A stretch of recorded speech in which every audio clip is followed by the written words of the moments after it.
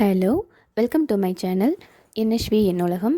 இன்றைக்கி நம்ம சேனலில் சூப்பரான சுவையான மட்டன் சுக்கா எப்படி செய்கிறதுன்னு தான் பார்க்க போகிறோம்.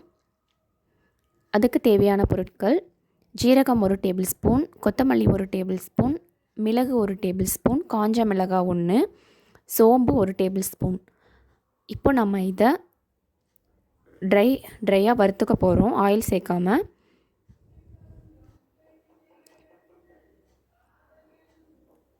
இதுக்கு லைட்டாக வறுத்தா போதும், ரொம்ப பொன்னிறமாக வறுக்கணுங்கிற அவசியம் இல்லை. ஸோ நம்ம லைட்டாகவே வறுத்துக்கலாம்.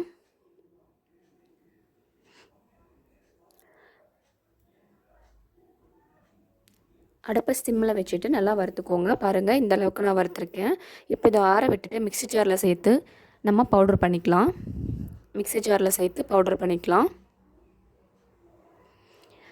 மட்டன் சுக்கா செய்கிறதுக்கு நான் 1/4 கிலோ மட்டன் எடுத்திருக்கேன். நீங்கள் உங்களுக்கு தேவையான அளவுக்கு மட்டன் எடுத்துக்கலாம்.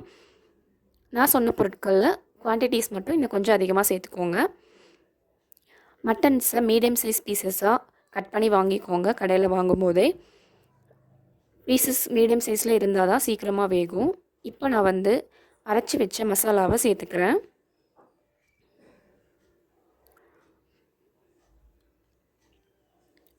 இதுக்கு நம்ம மிளகு ஜீரகத்தை வறுக்காமல் கூட செய்யலாம். பட் வறுத்து செய்யும்போது அது ஒரு வாசனையாக நல்லா டேஸ்ட்டாகவும் இருக்கும்.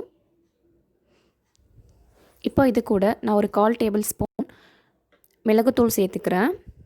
மிளகாய்த்தூள்,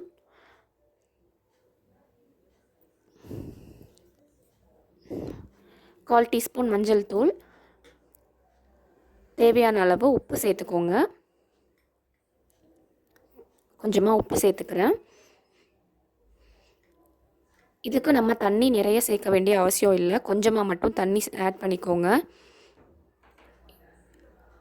ஏன்னா நம்ம இதை வறுவல் டைப்பில் தான் செய்ய போகிறோம், கிரேவி டைப்பில் இல்லை. ஸோ தண்ணி கம்மியாகவே வச்சுக்கோங்க.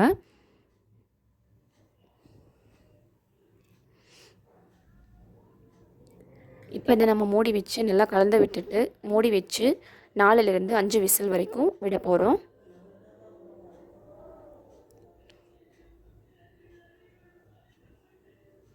விசில் போட்டு 4லிருந்து 5 விசில் விட்டுறலாம். இப்போ நம்ம தாளிக்கிறதுக்கு தேவையான பொருட்களை பார்த்துடலாம். நான் சின்ன வெங்காயத்தை தேவையான அளவு எடுத்து பொடி பொடியாக கட் பண்ணி வச்சுருக்கேன். ஒரு பெரிய தக்காளி எடுத்து பொடி பொடியாக கட் பண்ணி வச்சுருக்கேன். தேவையான அளவு கொத்தமல்லியும் கருவேப்பிலையும் எடுத்திருக்கேன். இப்போ ஸ்டவ் ஆன் பண்ணிவிட்டு எண்ணெய் கொஞ்சமாக ஆட் பண்ணிக்கோங்க.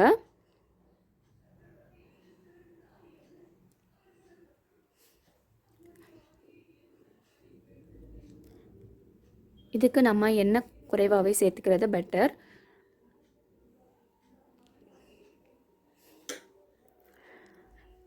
எண்ணெய் சூடானதும் கடுகு சேர்த்துக்கோங்க. இப்போ நம்ம கடுகு வெடிச்சிடுச்சு, வெங்காயத்தை ஆட் பண்ணிக்கலாம்.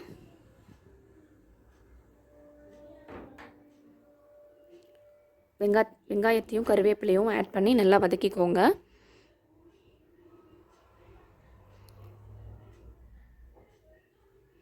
இதுக்கு சின்ன வெங்காயம் ஆட் பண்ணால் தான் டேஸ்ட்டாக இருக்கும். ஸோ சின்ன வெங்காயமே சேர்த்துக்கோங்க. இப்போ தக்காளி ஆட் பண்ணிக்கலாம். வெங்காயமும் தக்காளியும் நல்லா வதங்கட்டும்.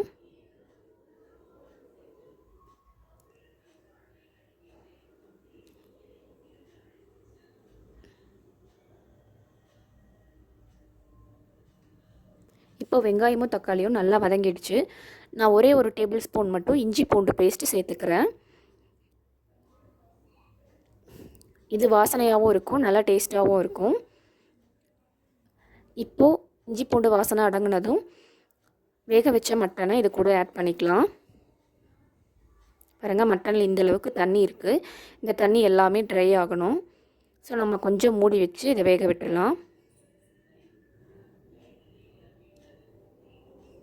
இதுக்கு நம்ம வேக வைக்கும் போதே மசாலாஸு மிளகாய்த்தூள் எல்லாமே ஆட் பண்ணிட்டோம். ஸோ நம்ம இப்போ எதுவுமே ஆட் பண்ண போகிறதில்ல. இந்த தண்ணி மட்டும் ட்ரை ஆனால் போதும். இப்போ இதை மூடி வச்சு தண்ணி ட்ரை ஆகிற வரைக்கும் விட்டுடலாம். இப்போ பாருங்கள், தண்ணி இந்த அளவுக்கு ட்ரை ஆகிடுச்சு.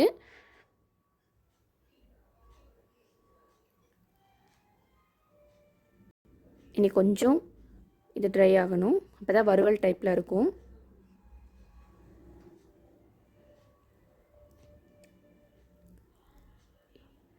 நமக்கு சூப்பரான சுவையான மட்டன் சுக்கா ரொம்ப ஈஸியாக எப்படி செய்கிறதுன்னு இப்போ பார்த்துட்டோம். பாருங்கள், சூப்பராக ரெடி ஆகிடுச்சு. இப்போ ஸ்டவ் ஆஃப் பண்ணிவிட்டு கொத்தமல்லி தழையை தூவி இறக்கிடலாம்.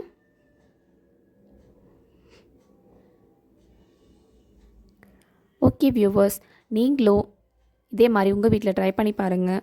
இது ரொம்ப ஈஸியான ஒரு மெத்தட் தான். மட்டன் சுக்கா, சூப்பரான மட்டன் சுக்கா வீட்லேயே செஞ்சிடலாம்.